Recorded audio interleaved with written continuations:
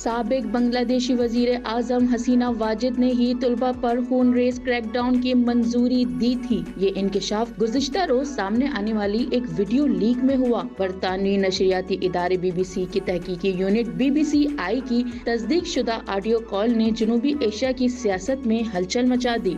Audio के मुताबिक बांग्लादेश की साबिक वजीर आजम शेख हसीना वाजिद ने गुज़िश्ता बरस तलबा एहतजाज के दौरान खून रेज कार्रवाई की बराह रास्त मंजूरी दे दी थी। मार्च 2025 में मंजर आम पर आने वाली एक लीक ऑडियो कॉल ने बांग्लादेश के सियासी मंजरनामे में हंगामा मचा दिया। इस ऑडियो में मुबैना तौर पर शेख हसीना वाजिद को सिक्योरिटी इदारों को हिदायत देते सुना जा सकता है कि वो एहतजाजी तलबा पर मुहल्लिक हथियार इस्तेमाल करें और मौके पर गोली मार दें।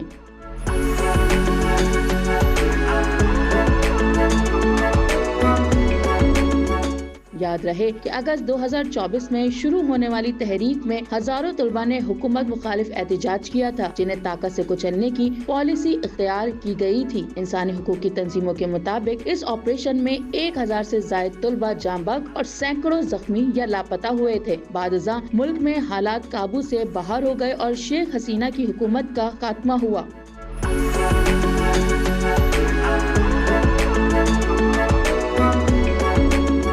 वो मुल्क छोड़कर भारत में पनाह लेने पर मजबूर हुई। ये ऑडियो कॉल सिर्फ एक इंकशाफ नहीं बल्कि तारीख का वो वर्क है जो रियासती जबर की गवाही दे रहा है। BBC न्यूज के मुताबिक ऑडियो की आजादाना फॉरेंसिक BBC-I जांच कर ली गई है। आवाज शेख हसीना की है। बैनुल-अक़वामी सतह पर इस इंकशाफ के बाद मुतालबा किया जा रहा है कि शेख हसीना के खिलाफ जंगी जराइम की तहकीकात की जाए। ताहाल भारत या बांग्लादेश की मौजूदा हुकूमत की जानिब से इस ऑडियो पर कोई बाज़ाब्ता रद्द-ए-अमल सामने नहीं आया। अब देखना यह है कि क्या इस इंकशाफ के बाद खित्ते में इंसाफ की नई लहर उठेगी या फिर तारीख के अंधेरों में कोशों में दफन हो जाएगी।